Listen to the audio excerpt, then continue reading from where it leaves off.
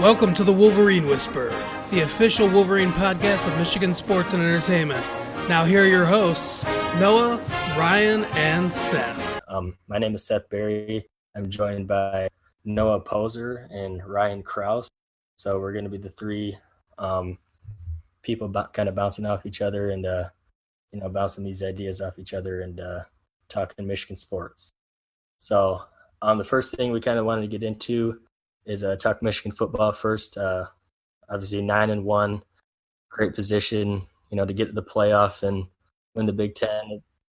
Yep, as long as they can get by Indiana and Ohio State, and then see what they can do. Yep, see what they can do with the Big Ten championship game if they get there.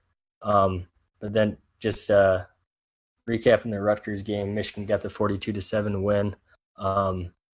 Really coming off of three really tough games. Penn State or Wisconsin, Michigan State, Penn State. That's a really grueling stretch. So kind of got a little bit of a break against a Rutgers team there. But just wondering what you guys thought of that game and what you liked from that game from Michigan.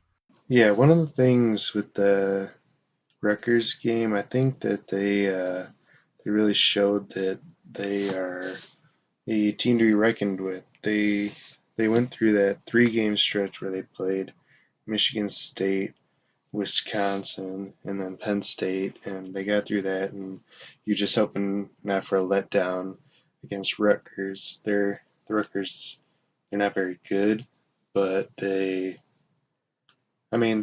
still a college football team. Anything can happen, but Michigan came out and imposed their will. They did whatever they wanted. Even though Rutgers was stacking the box a lot, they were able to still get some good runs, not really with Quran, but as the game wore on, like you've seen in most of the games during the Big Ten season and even the non-conference schedule, they just continued to run the ball and run the ball and run the ball, and eventually they'll break off some big runs in the third and fourth quarters, which has been really huge for them. That's an added element they haven't had in a couple of years. You got anything to add to that? I think that Patterson played his best game as a Michigan quarterback, in my opinion, throwing the ball. He looked very sharp and very accurate on almost every throw he made. Didn't make any mistakes. Just kept the ball moving. Yeah, that was really apparent to me. I think just the way Patterson played, and it was a little bit surprising to me how Rutgers was able to contain Michigan's rushing attack for a lot of the game, kind of until Evans got loose there in the fourth quarter. But I thought watching that game, they put literally 8, sometimes 9 guys in the box, really trying to defend the run and, make sure Michigan just didn't, pound them into the ground 78-0 like they did in 2016. But no, I think Patterson was very efficient. He's been that way all year too. It's really hard to remember the last time he made, a poor decision or a bad throw or, a big, has he thrown? I don't know, mid-season, but he doesn't.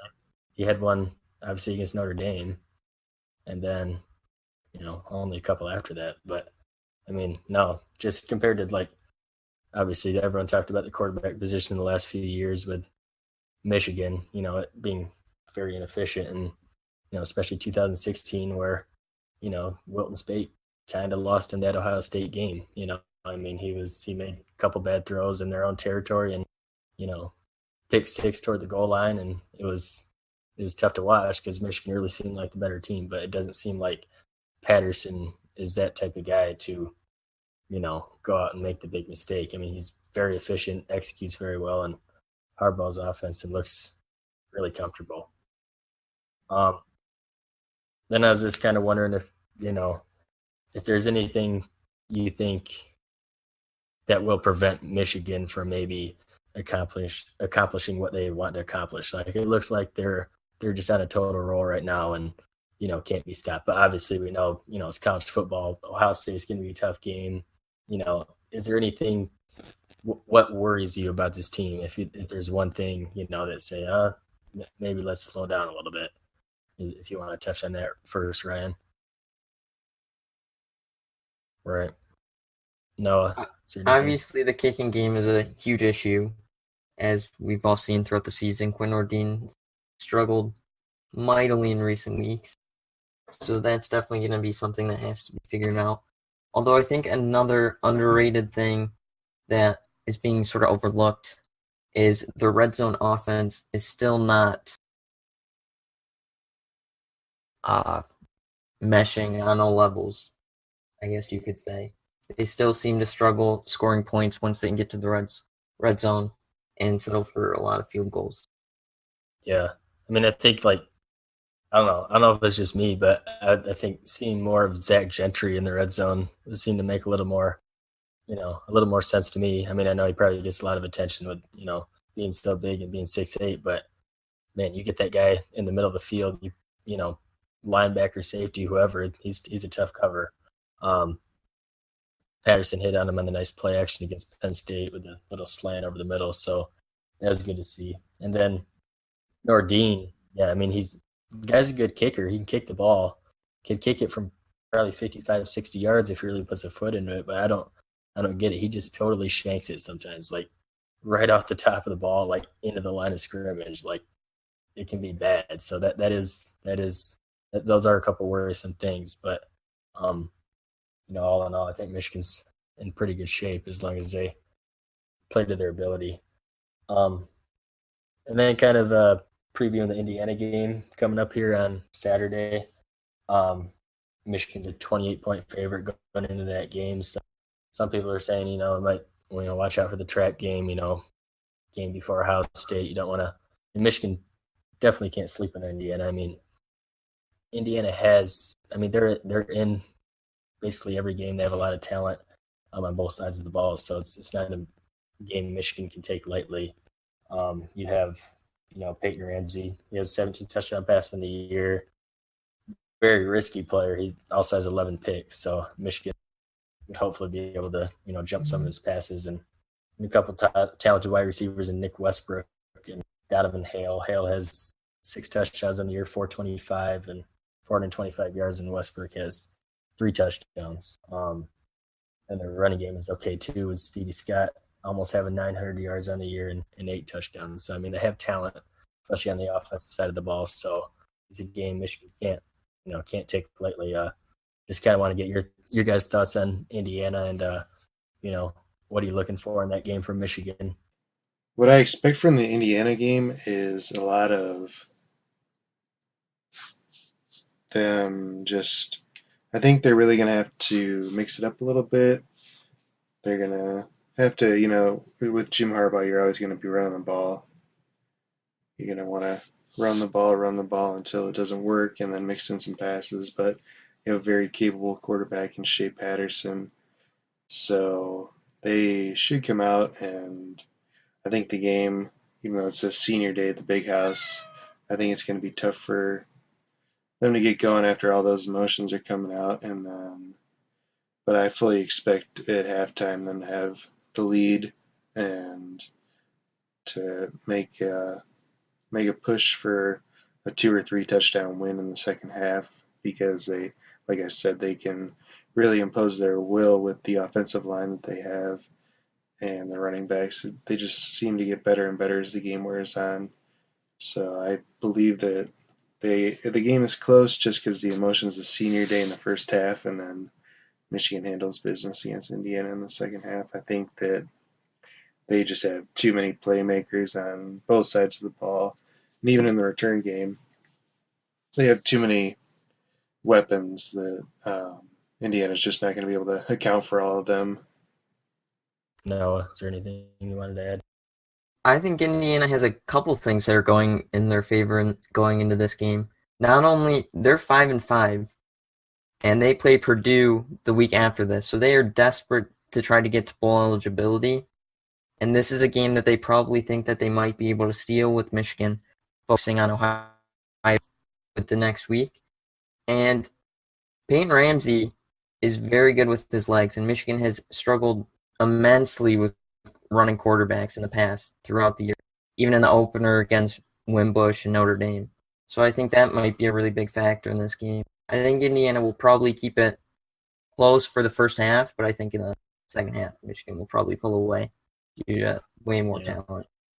Yeah, I think it's funny that it seems like every year Indiana's bowl eligibility comes down to like the Purdue game. They're always around 5-5, around 500, and then Purdue game, the rivalry game. In Indiana, it's like I have my dad's eye doctor actually goes to Indiana, so we've been to the games up at their place the last couple times Michigan's been there, and the last overtime game, and then um, the one a few years ago where they had the double overtime and Chesson had a huge game, and they just snuck by them there. So, but yeah, Indiana is like, get to a bowl game and then we got the basketball team. So like, just get to 6 wins and that's pretty much their expectation. But Indiana is like the best team in the Big Ten at like almost winning. Like they have played everyone tough over the last few years, but just cannot get over the hump. And then they'll have like a game against Rutgers where they'll lose, or a game against, they just squeaked by Maryland last week. But, it seems like they play up and down to their competition. So, yeah, I don't know. They're obviously talented, but there's something missing there because, I mean, it seems like every year you're waiting for them to get over the hump, at least, maybe to the 8-9 win mark, kind of like Northwestern's been, recently, but they just can't seem to do it. But yeah, prediction wise, I think, like say Indiana might keep it close first, second quarter or so, and then Michigan pulls away. But I think one thing Michigan, they do have trouble pulling away from teams right away because they play at such a slow pace and try to control the clock and all that. So, but this is what Jim Harbaugh does. He has, he knows a game plan going in. That's what Michigan's trying to do. So, even if Michigan does start slow, I don't think this would be a game to panic in. I think they'll win this game by a few touchdowns in the end. So, yeah. And then I just kind of wanted to segue into Tariq Black. He just came back from an injury a couple weeks ago, out the foot injury. It was just kind of he went in and kind of after the Rutgers game, he on the social media account on his Twitter liked some tweets from some fans saying that that pretty much said, why isn't Tariq Black playing more? Why doesn't he get more snaps? He's going to want to transfer or whatever. So, if he doesn't get more reps. So just kind of wondering what your guys' opinion is on that. With Tariq Black, is he going to be worked in the offense more, leading up to the Ohio State game in the Big Ten championship potentially, or, where do you guys stand on that? No, is there anything you want to say? I think Tariq Black is definitely he's obviously debatably their best wide receiver. And he will definitely, as he gets more and more removed from that injury, I definitely think we'll see a larger increase in playing time over guys like Ronnie Bell and Oliver Martin, who have been great in his absence, but aren't necessarily at the level of Tariq Black, I believe. I think they're just trying to be really patient, work him in really slowly, make sure that he's 100% for when they need him down the line against a team like an Ohio State, instead of rushing him into action against teams like Rutgers or Indiana, who they could probably beat without him. So I think that they're definitely just being cautious. He will continue to see more and more reps. It'll all be good. Tariq Black injury, I think that injuries are never fun. And I think he's been very unfortunate. He was balling out against competition last year's freshman season. I mean, he had a great game against Florida, and then when he got hurt, it was devastating because we didn't get much production from the wide receivers, but all those wide receivers that played all last year, like Nico Collins and Donovan Peoples-Jones, they've had a full year to get acclimated to the system, and all of this year too. So just the re-injury from Tariq Black didn't really help, and I feel like he's a great playmaker and stuff, so he's going to get his playing time. But right now, when you can rely on Donovan Peoples-Jones, Nico Collins, you got Oliver Martin, Zach Gentry, Sean McKeown, all catching passes, and even Ronnie Bell, they've all shown that they can make plays on offense. That it's smart to really work Drake Black in slowly. Make sure he's not going to re-injure himself. The last thing you want is for him to have something happen these last few games, and then I think they should use the bowl practices to help him get really acclimated with the offense, and maybe he can make a big difference if we end up getting into the college football playoff and have a big game, another coming out party like he did last year in his first game against Florida. They'll figure it Yeah. out. Yeah, I think that's just one thing with coming back from 2 major foot injuries. Like, I know instinctively, like, you wanna, as a player, you want to come back and get all the reps you can right away. And yeah, he's missed a ton of time the last 2 years, so yeah, you want to get out there and perform and show, kind of show the fans, show your teammates, hey, I'm back. But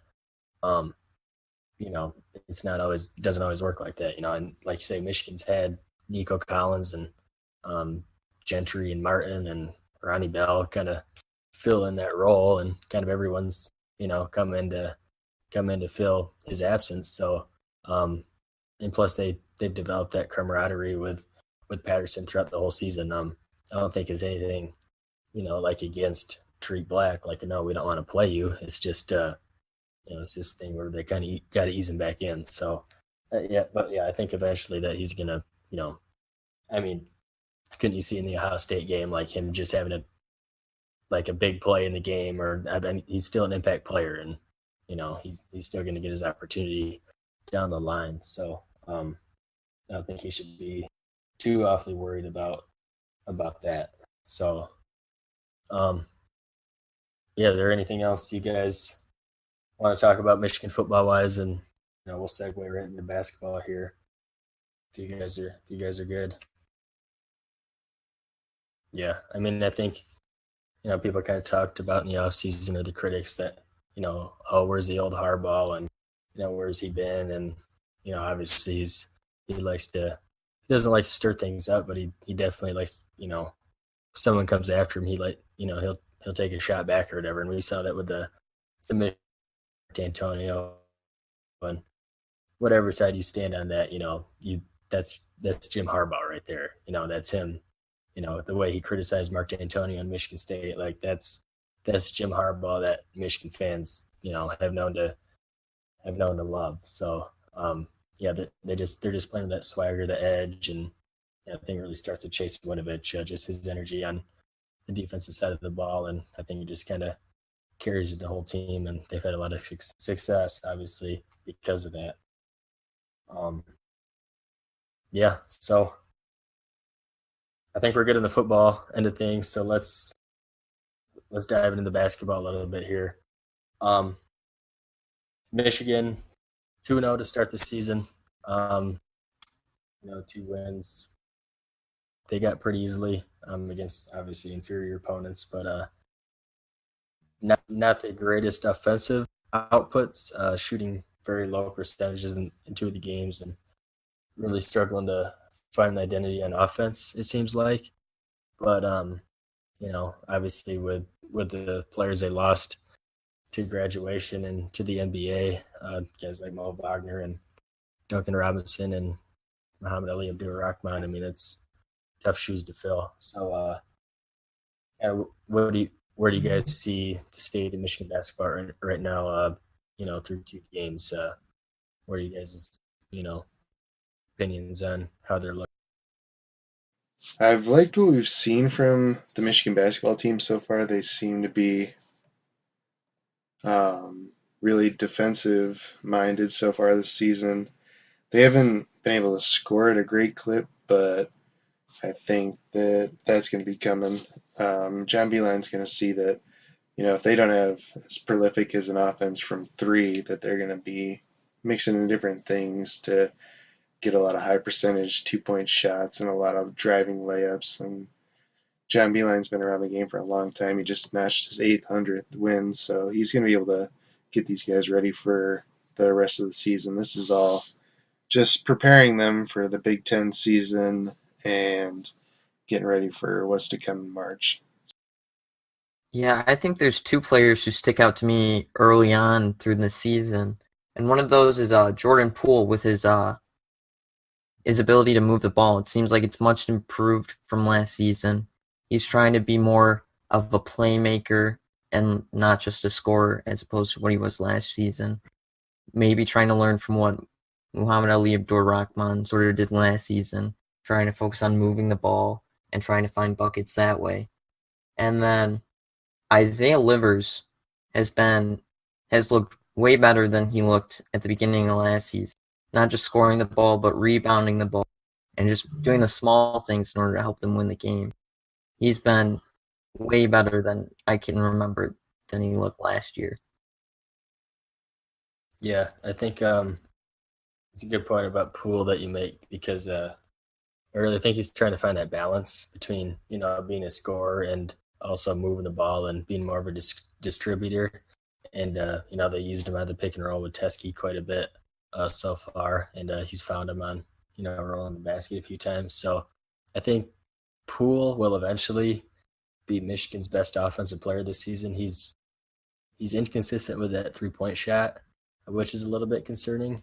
But I think he just has to get used to that, having the bigger role, because he was just kind of a, come off and get hot, get hot off the bench type of guy last year. And obviously, being in the starting rotation, it's not just fire shots up. It's let's move the ball, let's get in a little bit of a rhythm, and obviously Beeline still wants to be a playmaker, but he's just got to find that balance within himself, and I think he will. But and the whole offense as a whole, I think it'll grow and get better. But defensively, this team can be really elite. I think they got guys who are very athletic, can guard the perimeter.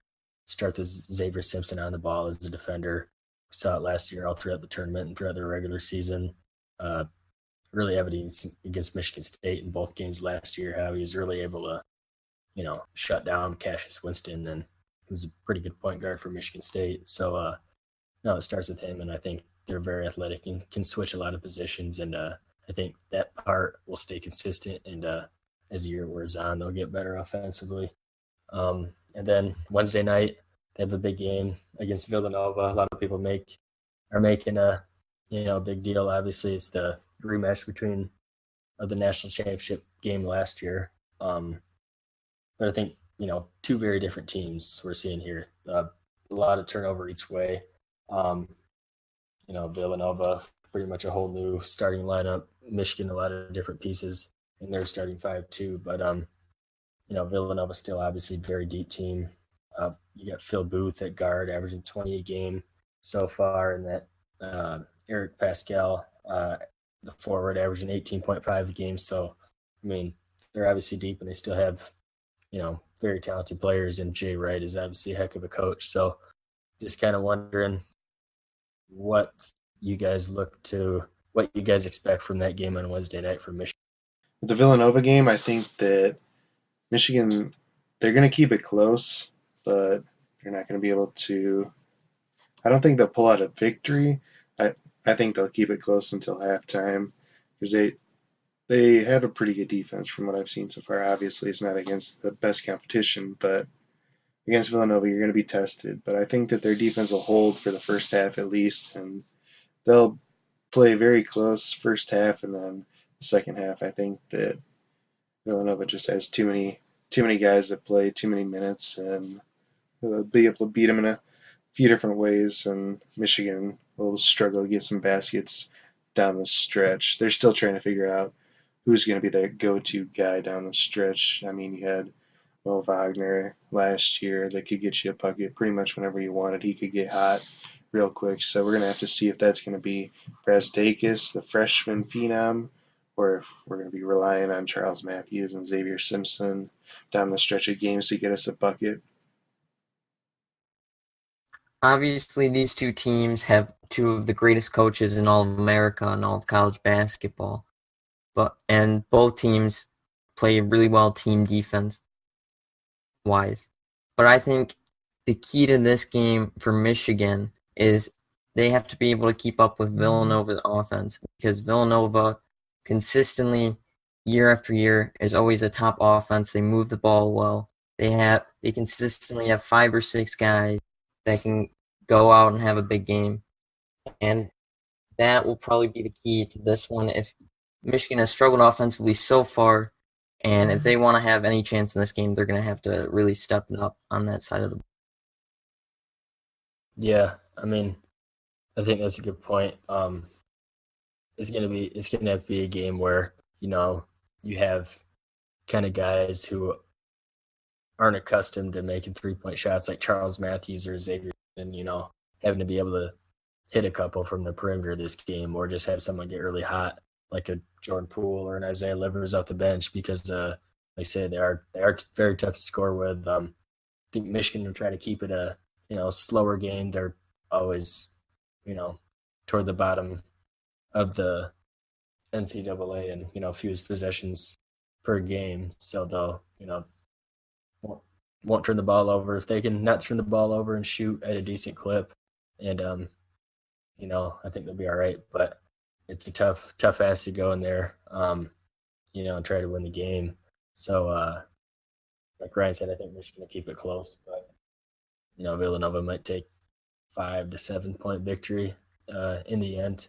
But in the last few years, we've seen Michigan really struggle out of conference early in games like this, but I think it only makes them better, as the season wears on. So, I mean, they haven't struggled mightily, but they'll have a game here and there. Like a couple of years ago, I think at South Carolina, they shot like 19% or something. Like, it was miserable, but they always end up having a pretty good year after the matter. So, I think it's a work in progress, and we'll kind of see where it goes. Another note I had is that Villanova has 8 players who are averaging, at least 16 minutes a game. So, I mean, clearly they, like I said, they have a lot of depth, and it might be hard for Michigan to overcome in this one, but we'll see. And then looking ahead to the weekend, they have a 14 tournament. It's a Naismith Memorial Tournament in Connecticut. And Saturday they're playing George Washington at noon. That game can be watched on ESPN3.com.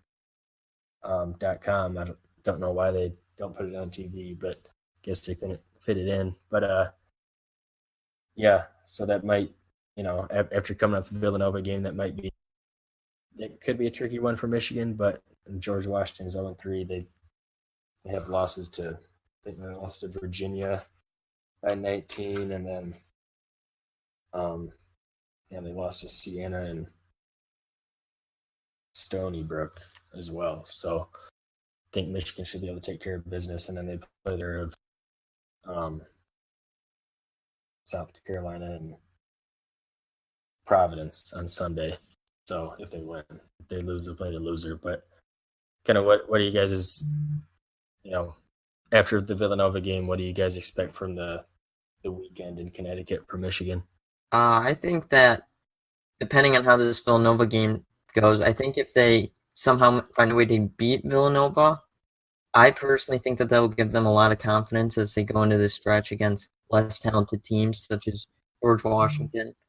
While it's early in the season, and we don't know how George Washington or Michigan are going to turn out as we go through the season, I think it's clear through these first 3 games that George Washington has really struggled against teams that perhaps they probably shouldn't have struggled against, such as a team like Stony Brook. So I think that Michigan, if they beat Villanova, they will probably have a really easy time with George Washington. But I think that if they struggle, as I anticipate they will with Villanova, I think that it will probably take a while for Michigan to get into the groove. So I think they might struggle early throughout the season, including teams like George Washington. They should probably beat pretty handily.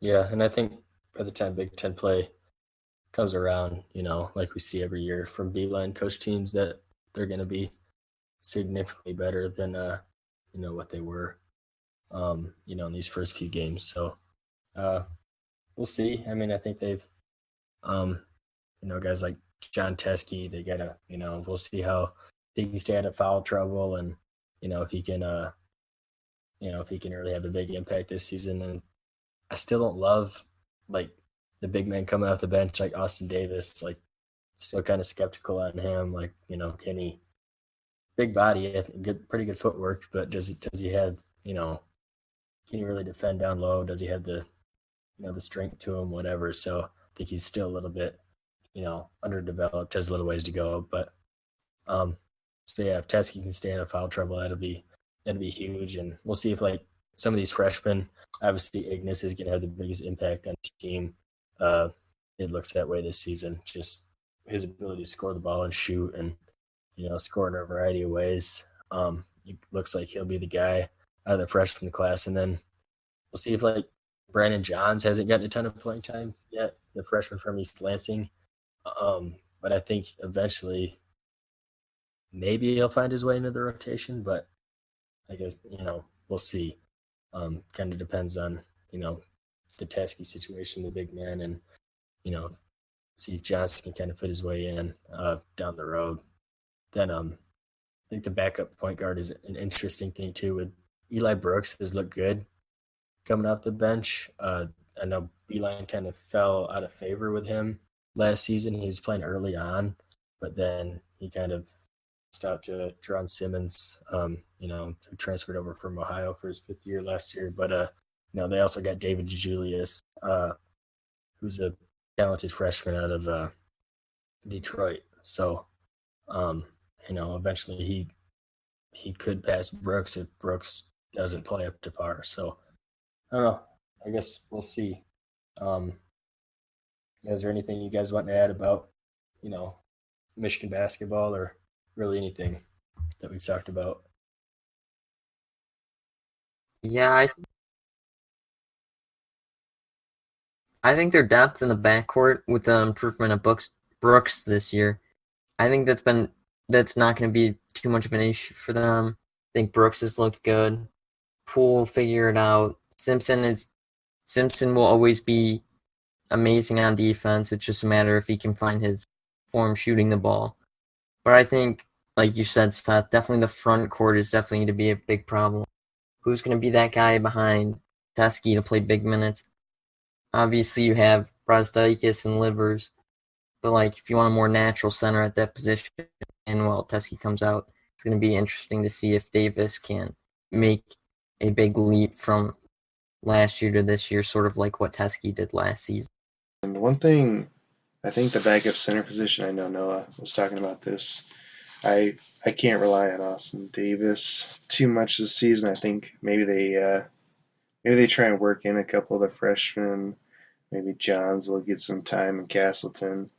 I mean, if you're playing Johns at the 5, that's a very small lineup. But if he can show that he can play good minutes there and get good production, Beeline's going to be able to find a way to make that lineup work. I just don't think that Castleton is ready. He looks like a twig out there amongst the men. So he's got to get in the weight room. Got to work with John Sanderson there, and he'll be able to add some weight between this year playing throughout the season, getting a little bit of playing time, and then moving into next year. If he adds 15 to 20 pounds of muscle, he'll be in a lot better shape going into the next season.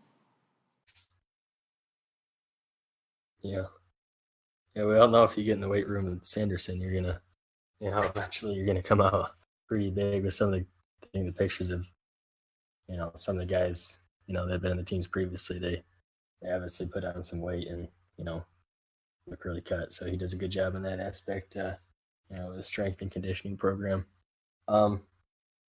Yeah. So I think we touched on about everything. So we'll wrap it up. Thanks for listening to the first episode of Wolverine Whisper. I hope you enjoyed, and hope you keep tuning in to our weekly episodes. So I'm Seth Berry, and with me is Ryan Krause and Noah Poser. Thanks for listening, guys.